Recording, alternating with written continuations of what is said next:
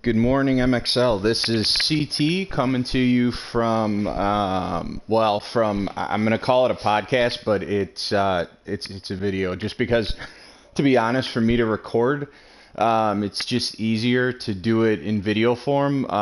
Just via the way I have a headset and just plug it into the PS and go, as opposed to if I do a podcast, I'm recording on my phone, then trying to upload to my computer, then putting it online, etc. So yeah, this is kind of, I think, the way I'm going to do it from now on. And for this specifically, since this isn't necessarily gameplay related, I'm just going to kind of scroll through some stats and give you guys an idea of, of what I want to talk about, and then kind of we can maybe look at the awards or whatever. But anyway, so let's get to kind of the meat of it and the reason why I'm putting this out. So we are actually going to have a little bit of a shift or change, if you will, in as far as one of the admins or one of the OC members, the oversight committee members. Optimus Prime is going to step down from the committee, and we are going to bring on Burn instead on the OC to help us lead this thing and to contribute. So in saying that, I want to thank Optimus Prime for all the work he did, all the energy he put into it at a time where it was a very difficult thing to lead when there's an overall leadership change. So for what he did there, thank you. I hope all you guys thank him.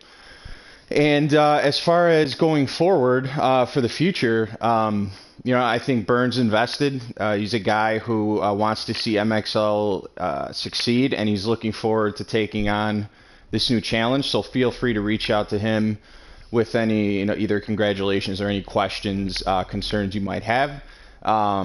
Because as of today, he's one of the OC committee / admins of the league. So he will share equal powers with Tony and myself, and we'll collaborate just as we have been on league direction items, concerns, etc., all of those kind of things.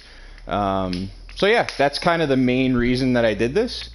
And then I'll just go to something more interesting than seeing my my roster. Let's see here. Anyway, so as far as good, yearly awards are up. And as far as other things, I don't want to make this too long, so I'll just kind of speak to some baseline things. So a couple things that I've been seeing that, and this is just from my own gameplay, and this is probably over the last maybe, let's say, full season. A couple things that bother me a little bit, and I don't know that we necessarily have specific rules for them, but I'll make them if I have to. But let's talk about those.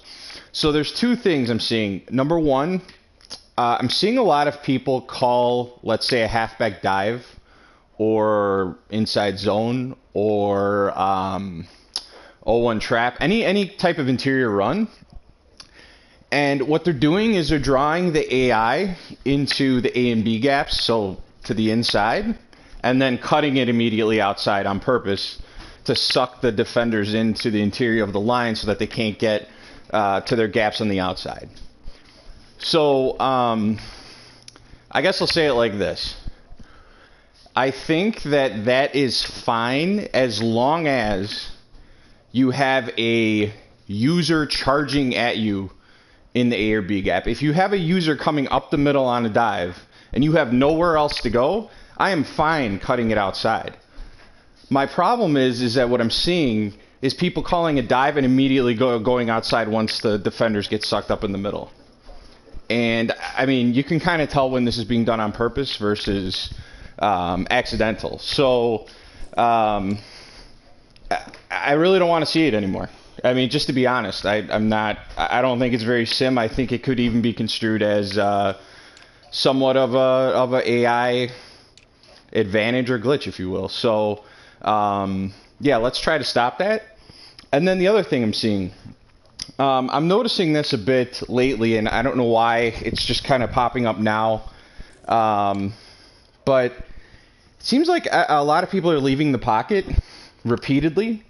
I don't know if there's a great reason why they're leaving the pocket, but just for whatever reason, they're evading or escaping the pocket to throw on the run, to roll out and try to wait for a crosser to develop, etc.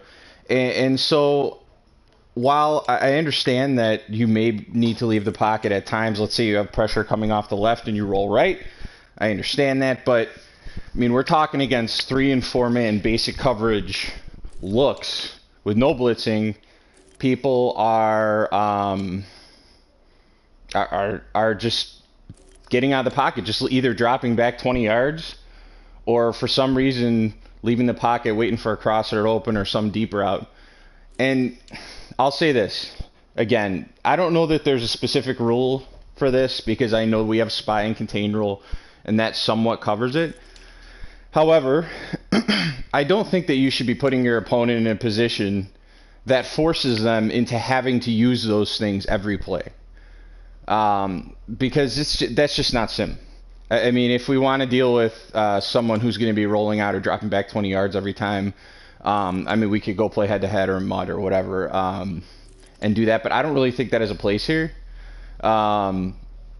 So, again, if you guys could keep an eye on those two things, I really don't have an interest in trying to write a new rule. So, sorry, my headset's starting to shut down. There we go. Okay. So again, nothing specific as far as the rules go, but I do think that I don't love to see it, right? I don't love those two things. The whole designed inside run automatically being taken to the outside when there's no real cause for it.